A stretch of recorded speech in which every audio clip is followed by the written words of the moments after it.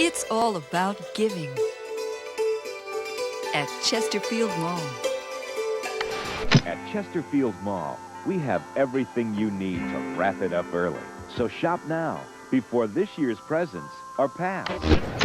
Beginning in the 1950s, as the suburbs of St. Louis began to grow, malls began to spring up in each region.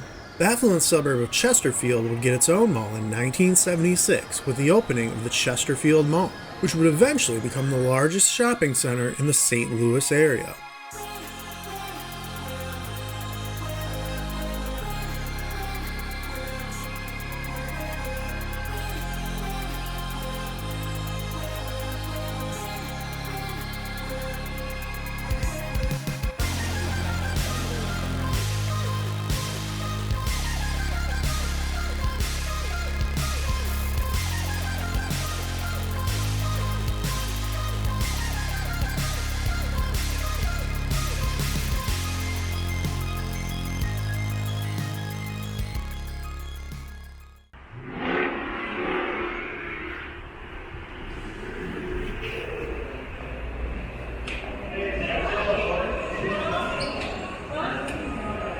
It opened with two anchors, Sears and local chains Sticks, Bear, and Fuller. Sears held its grand opening on August 2, 1976, featuring appearances by radio DJ John Albel, Miss Missouri Marcia Kolich, and Winnie the Pooh.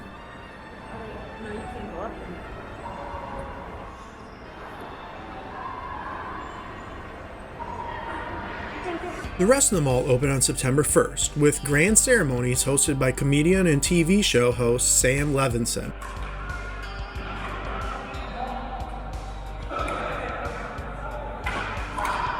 The concourse was filled with fountains and sculptures created by C.E. Van Duzer, who was regularly hired by mall architects Jacobs, Visconti, and Jacobs.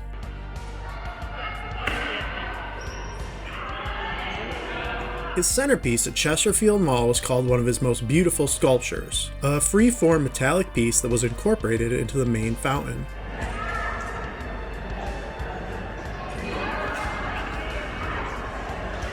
Water damage up there. It smells like popcorn. The months following the opening were packed full of events to lure in shoppers, including a gallery of over 500 Norman Rockwell paintings, a stamp and coin show, performances by ventriloquist Bob Trent, and a reindeer petting zoo. Looks nice.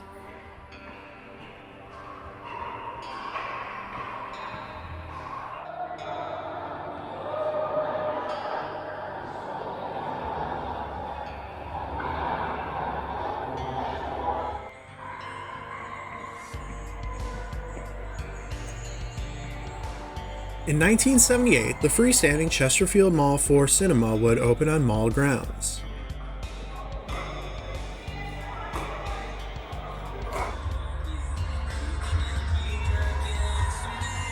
The 80s were booming for the mall, with frequent shows, sales, and events, including the 1989 Ronald McDonald House Lego Celebrity Auction. It is during this time that photographer Michael Galinsky and his friends stopped by Chesterfield on their cross-country trip back from San Francisco. He uploaded his fantastic images of a time now long gone on his website, rumor.com, that I have used in the intro and outro of this video. The decade would see the new anchor of Famous Bar build onto the mall, while Dillard's would acquire Sticks, Bear, and Fuller.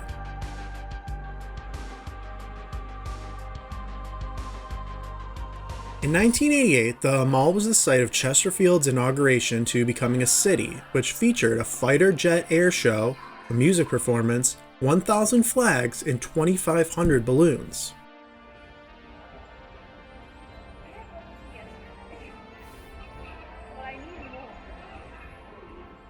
The 90s saw big things continue to happen at the mall, with an expansion of a food court and 19 new stores beginning in 1992.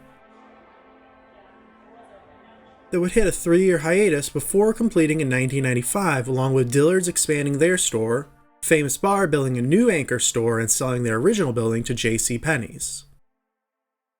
Yeah.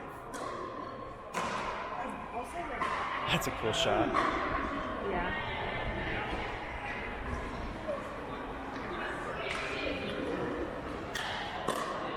Sadly, at the same time, the entire concourse was renovated to the current modern design, and the statues and fountains were removed.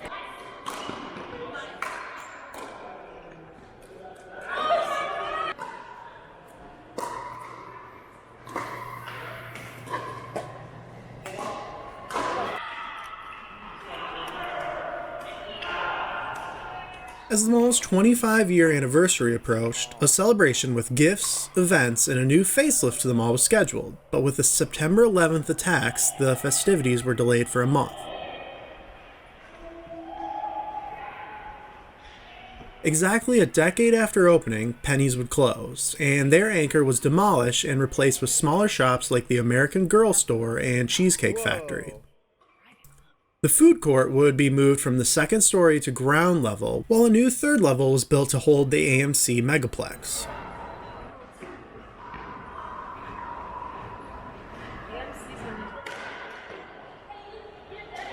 These additions would rebound the mall to a bustling place, as it now had become the largest mall in the region at 1.2 million square feet. This old flash mob video from 2010 shows just how busy the place was.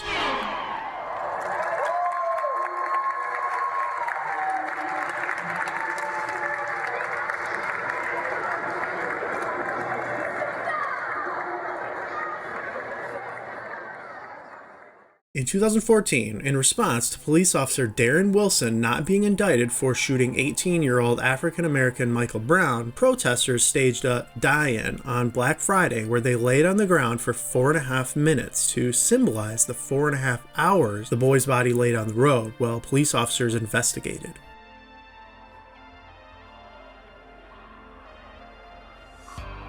In 2015, competition in the form of 2 new shopping plazas nearby would see many retailers relocate to those.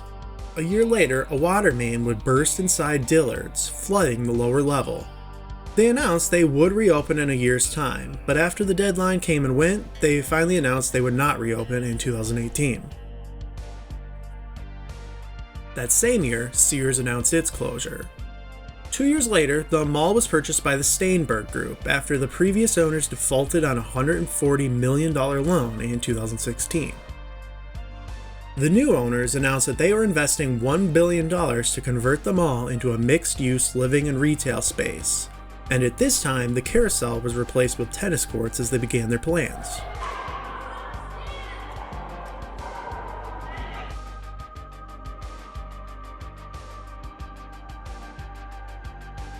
We've now entered the former Macy's anchor store, which would close in November 2022.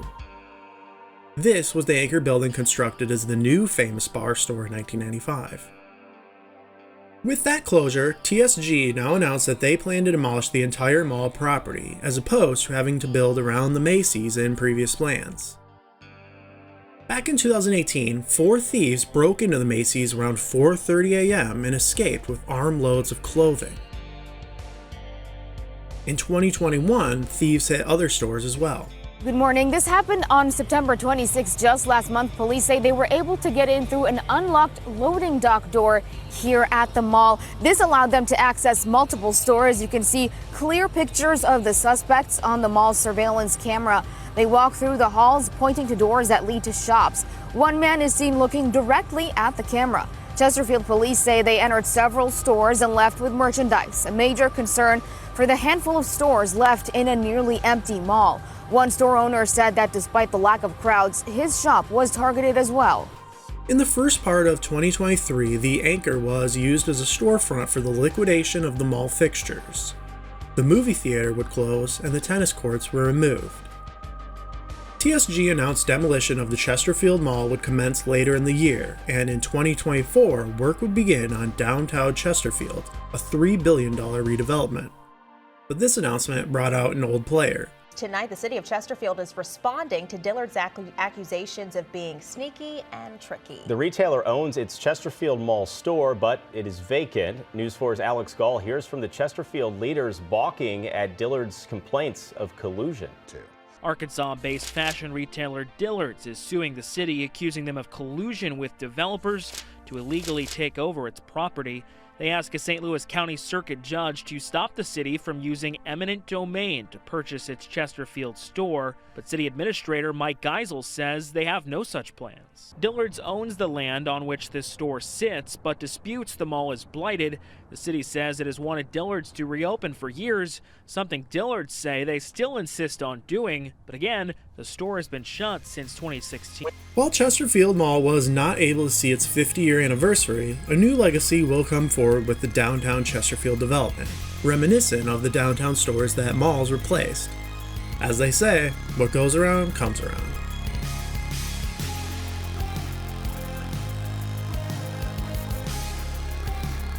What once St. Louisans saw as a shopping mall outside of the usual, they used to have a carousel, the trampoline park, they had great restaurants, is now full of empty space and memories of what once was. Right now it's kind of scary because this is the first time I've ever been to a mall and it's just been like, this is dead. For years, Chesterfield Mall has been on the decline, adding itself to the long list of St. Louis area shopping centers left in the shadows.